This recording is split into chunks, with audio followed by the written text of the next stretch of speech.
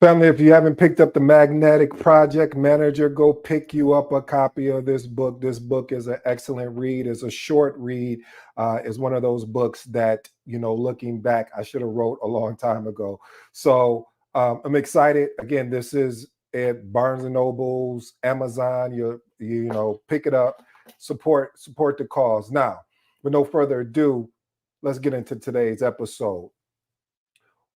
What could you achieve if you knew exactly when to push boundaries and how to do it without risking it all? I don't believe in breaking the rules, let's be clear, but I definitely believe in rewriting the rules. You see, rules was that all projects normally were led in a waterfall approach, which basically this means, family, is it was broken down in a process phase, cascaded downward in a sequential through 5 stages. It would be your requirements, your design, your implementation, your verification, and maintenance. However, in October 1st, 2017, PMI introduced something to us all, which was called the Agile Practice Guide. You see, the Agile Practice Guide really provides tools, situational guidelines to understanding the various of Agile approaches available to enable better results. This was really meant for project managers accustomed to a more traditional environment to adapt to more of a agile mindset. So, was that breaking the rules? Or was that adding additional value to how traditional projects were led? In today's episode, we're diving in the balance between playing by the book, or I should bring that playing by the book, or knowing when to actually break the mold. In today's episode, it is entitled, As a Project Manager, do you do things by the book or do you do things until someone says no? Point number one, know the rules before you break them. Understand the culture. Family, before you decide to deviate from the standard processes, before you try to unbreak, or I should say, break the framework or methodology you're working in, you need to know the rules so you can make an informed decision.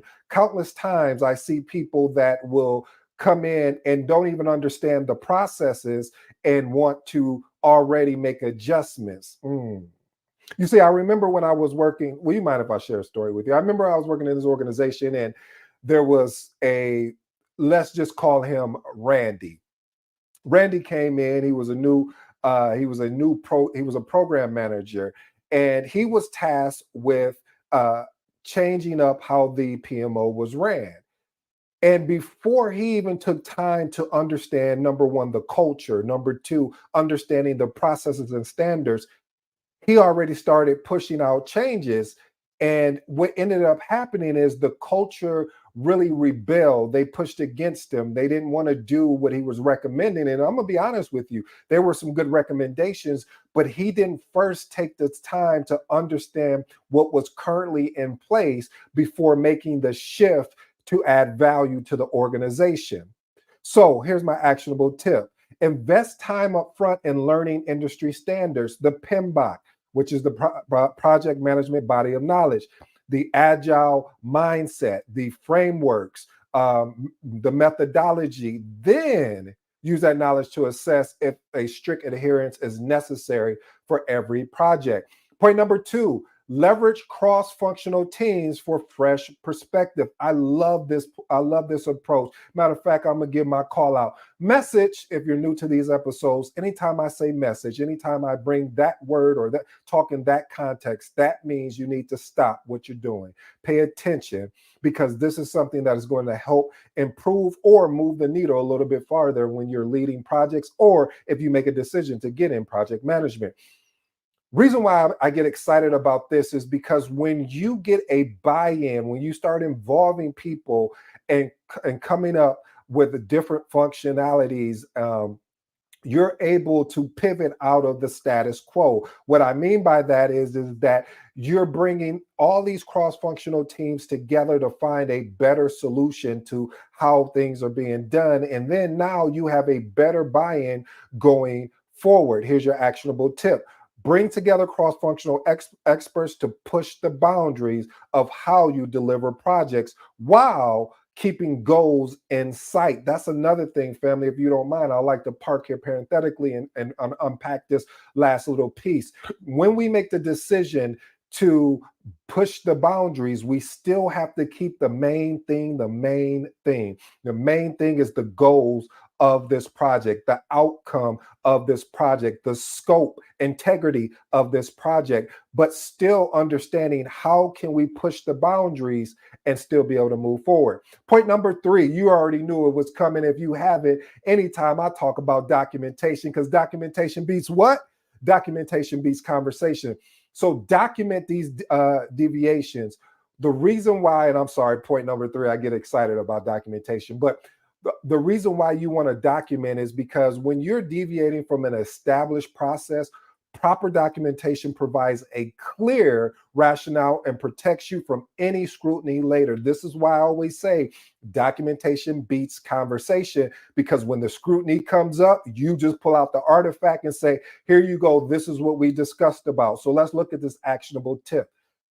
Capture the why, the who, and what of the decision-making process, particularly when diverging from the norm. That is important, family. And reason why it's important, again, you want to be able not just to protect you, but you want to be able to protect your project team, as well as if you need to have a very crucial conversation with your stakeholders as well as your project sponsor, you have the documentation to back that up, and everyone is aligned. Point number 4, lead by example. Flexibility. Basically, you want to have a flexibility in project management. It doesn't mean chaos. It's about leading the team in adapting to project specific needs while keeping the end goal in mind. Here's a short story, family. I promise to keep it short. I remember I was leading this project, and one of the project team members was like, well, hey, we need to create a WBS for this particular project. And I was like, it would be great. I really think it would meet a need, but it won't provide value because of how everything was already set up in place. And this would just be another artifact that people wouldn't even take the time to pay attention to. I really believe we need to go this route, which was more of a software route where we can upload all of the requirements, and which automatically created it sent out the requirements of which each person was responsible for, or I should say tasks of which everybody was responsible for. And let me give you a little bit more context. This was more around a software development aspect. So building a WBS for this particular project, normally I would be all, hands up in the air, like, yes, let's do the WBS. But it just didn't make sense. And sometimes we can get so caught up in the artifacts and the methodologies that the whole point of the PMBOK is a standard guide. This is what it's meant for. And so if it makes sense and is going to provide value, we want to do it. And at the same time, keeping the end goal in mind. Here's my actionable tip. Demonstrate flexibility by showing adjustments in planning, resource allocation, as well as task execution can lead to better outcomes. Again, we want to focus on the outcome. If we do X, will it provide a better outcome for us for the project and provide better value? Point number 5, balance creativity with compliance. Listen, I've been working in compliance now for almost 4 or 5 years. And one of the things I've learned over the time is that creativity does help when it comes to problem solving, but it has to be a balance. You can't be so creative with a solution that you just skip over what the compliance, regulatory, and safety is, especially when it comes to contracts. If you're in a contractual agreement with a client, a vendor, etc., you want to make sure that, okay, if we're taking a creative approach, we probably need to run this past the vendor or the client to ensure that we are not, first of all, voiding the contract that we both agreed on, or voiding the agreement we have agreed on with the client, vice versa. So Actionable tip: anytime you ensure that that any deviation from the standard practices are in line with compliance requirements, particularly in a regulatory sector. Point number 6: foster a culture of continuous improvement. Was it Kaizen? I love that. Explanation: sticking strictly to old process can sometimes prevent project growth and efficiency. I remember that story that I heard about where there was someone that was cooking I think it was a chicken in a pot, and the chicken leg would always stick out of the pot. And the husband asked the wife, well, why do you always have the chicken leg out of the pot when you're cooking the chicken? And she was like, oh, well, see, my mother do that. She said, well, next time I talk with my mother, I'm going to ask her, why does she do that? So talks with the mother, and the mother said, well, the reason why I did it is because we had smaller pots and pans back then, and that's the only reason why the chicken stuck out. And so a lot of times when we don't ask that pivotal question, why are we doing this? It doesn't help improve the project or the process. And it's all about efficiency. It's all about project growth. We have to always be continuously looking for improvement. How can we make this better and still keeping intact the ethical aspect, keeping intact the compliance and regulatory aspects? But how can we do this better? Actionable tip: regular scheduling time to assess whether current processes are still serving the project effectively or if they're needing updating. Point number 7: balance short-term gains with long-term sustainability. Listen, while deviation from the project may bring short-term benefit, it's very, and I do mean very important to consider long-term implications. We need to understand, hey, if we make this adjustment, if we pivot, is this going to be more of a short-term or a long-term, implication, meaning translation?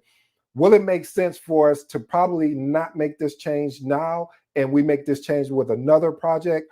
Or do we need to take advantage of this? And we understand this is a short-term benefit, but the long-term approach is to rectify everything. Here's an actionable tip: for every, and I say for each major decision, create pros and cons lists that include both short-term and long-term impacts. Use this guide for your decision making and to explain your rationale to stakeholders. Point number 8: use pilot programs. I love this. The reason why I love using pilot programs, because it gives you an opportunity to really test out new approaches on a much smaller scale before you make a major implementation. I've noticed, especially in the software space, what you'll notice is that someone may reach out to you if you're using their software and say, hey, we're getting ready to make a change, but we would love to have a beta testing group. Would you like to be part of this beta testing group?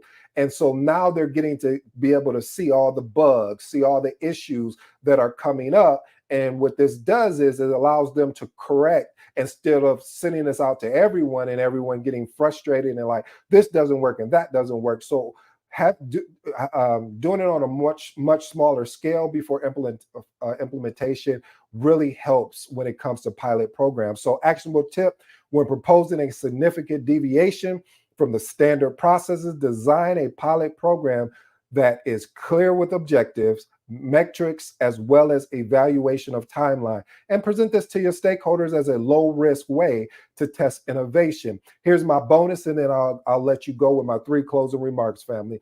Develop a personal ethics framework.